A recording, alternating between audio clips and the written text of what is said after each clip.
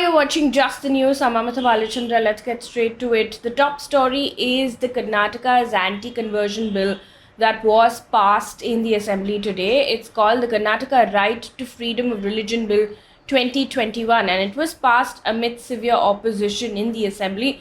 It was passed by voice vote. Now, there was a war of words between Karnataka Minister J.C. Madhuswamy and former Chief Minister of Karnataka, Siddaramaiah. Now, J.C. Madhuswamy, speaking on the bill, said that the Social Welfare Department was the one who first drafted the bill against forced conversions, and that the BJP has only, and I quote, added some elements to it. He said, and I quote, the then Chief Minister, referring to Siddaramaiah, had told the Law Commission to prepare a draft bill. The draft bill was prepared and the draft bill was scrutinized, end quote. Now, to this, former Chief Minister Siddaramaiah did not take it too well. He said, and I quote, the bill was never introduced, discussed, or passed in the cabinet meeting. The draft prepared in 2016 is completely different from what the current state government has drafted in 2021, end quote. Now, the bill aims to prohibit unlawful conversion from one religion to another by misrepresentation, force, undue influence, coercion, allurement, or by any fraudulent means. Now, this has drawn severe opposition from activists, from legal experts, from citizens, and the opposition party in the state of Karnataka, who have voiced several concerns with the bill. And this is what the bill has been criticized for its harsh penalties. Now, for violating the proposed law, the bill states it includes a jail term of 3 to 5 years and a fine of 25,000 rupees in the case of people from general categories, and a jail term of 3 to 10 years and a fine of 50,000 rupees for those converting minors, women, or persons from SC/ST communities. In the meantime, there was also a protest that was taken out on Wednesday by hundreds of people from at least 40 socio-political organizations against this bill. Moving on from that story now, a man was killed in an explosion in the district court complex in Ludhiana, Punjab today. At least 5 people have been injured in this particular explosion. Now, according to NDTV, the blast took place at around 12:22 p.m. inside a bathroom on the second floor of this building. Now, the explosion damaged the walls of the bathroom, according to several reports, and ripped through a section of the building, besides shattering glass in nearby rooms as well. Now, Chief Minister Charanjit Channi has said that the blast was carried to disrupt law and order in the city ahead of assembly polls. Now, interestingly, the building is very close to the Deputy Commissioner of Police's office in the heart of Ludhiana city. Investigations are focusing now on how the explosives were smuggled into the court complex despite security. A team of NIA, or National Investigative Agency, has been sent to the blast site.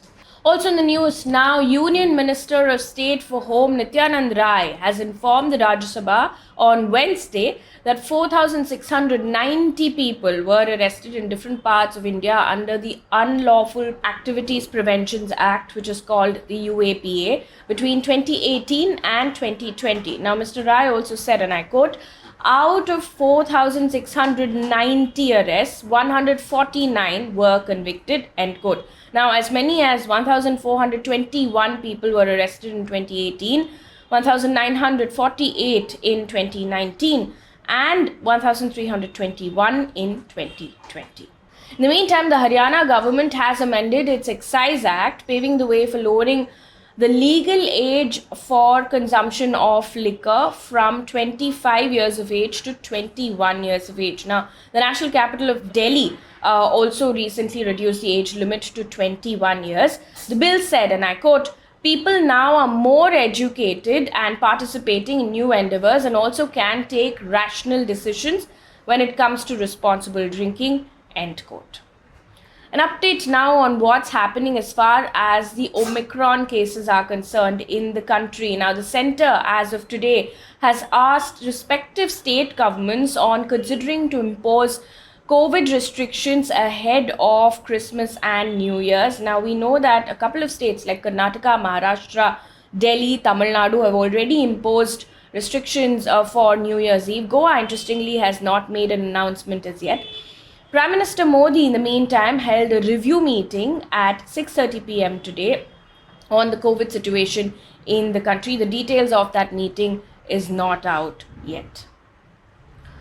Also in the news, the Haryana government has said that it will be mandatory to be fully vaccinated to go get an entry into public places starting the 1st of Jan 2022. Now, only fully vaccinated people will be allowed in government offices, bus stands, railway stations, shopping malls, cinema halls, and banks. In the meantime, Punjab government employees will not get their salaries, according to the government of Punjab, if they don't submit vaccine certificates.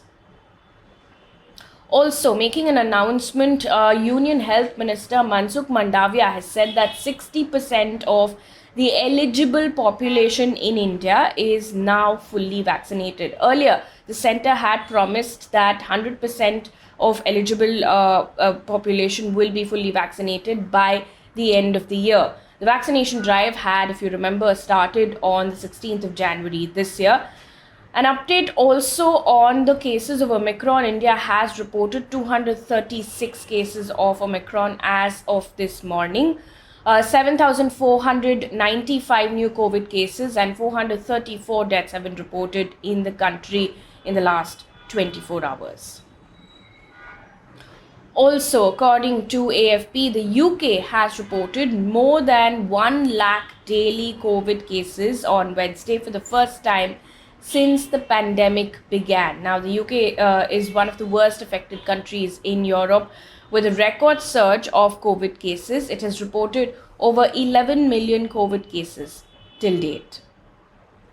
Meanwhile, South Korea has reported a record 109 deaths from COVID in just one day, the deadliest since the pandemic has begun. Now, it reported 6,919 new COVID cases as of Wednesday. A record number of 1,083 people have been admitted to the hospital with serious symptoms and in critical condition. And this is a report according to the Associated Press.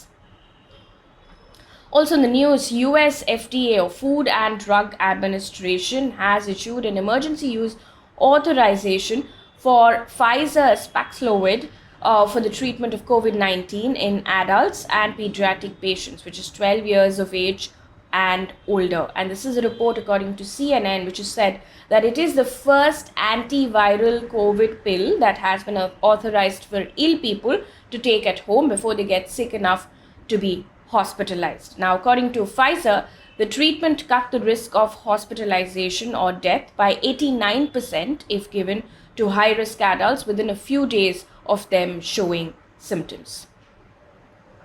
Meanwhile, Nigeria has destroyed on Wednesday over 1 million doses of expired AstraZeneca COVID vaccines in a bid to assure the public that they've actually taken some action and has been taken out of circulation. Now, this comes more than a week after authorities said that some doses donated by rich Western nations had a remaining shelf life of just a matter of weeks. And according to Reuters, a report that said on 7th of December said that about 1 million COVID-19 vaccines were estimated to have expired in Nigeria in November without being used.